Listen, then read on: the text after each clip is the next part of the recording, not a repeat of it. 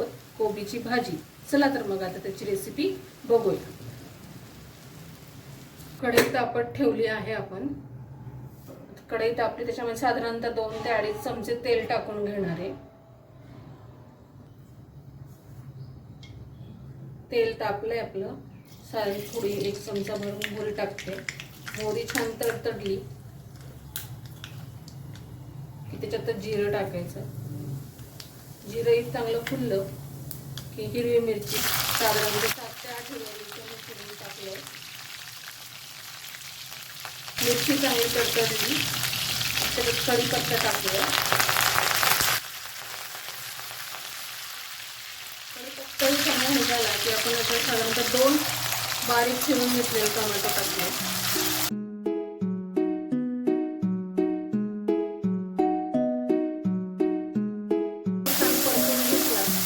यातच आपण आता अर्धा चमचा हळद,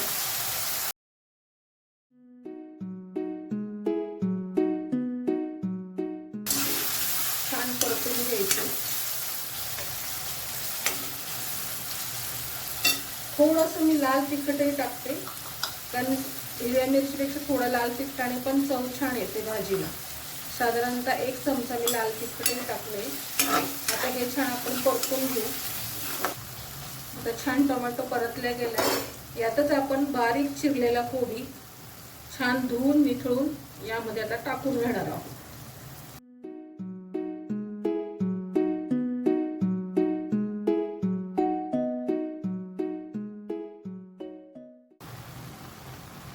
सगळा कोबी आपण आता टाकून घेतला। आता छान मिक्स करून घेऊया।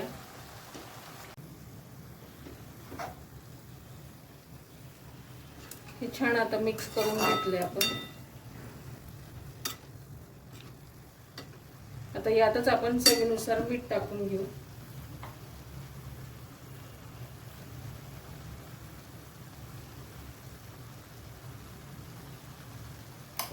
हे परतून घेऊया, छान मिक्स करून घेऊ। या भाजीला ऍडिशनल पाणी टाकायची गरज पडत नाही। हिलाच हिचं पाणी सुटतं आणि ह्या पाण्यातच ही शिजल्या जाते। आता मीठ टाकूनही आपण छान मिक्स करून घेतलंय। आता आपण यावर झाकण ठेवून एक 15 ते 20 मिनिटं याला शिजून देऊ।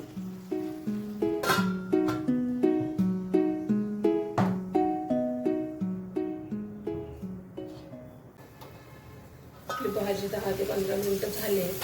भाजी झाली आपली, छान शिजली अशी। चला आपण आता सर्व करून घेऊया। छान अशी गरमागरम भाजी आणि त्यासोबत थोडीशी वरणाची गार्निशिंग कोथिंबीर टाकायची आणि गरमागरम चपाती बरोबर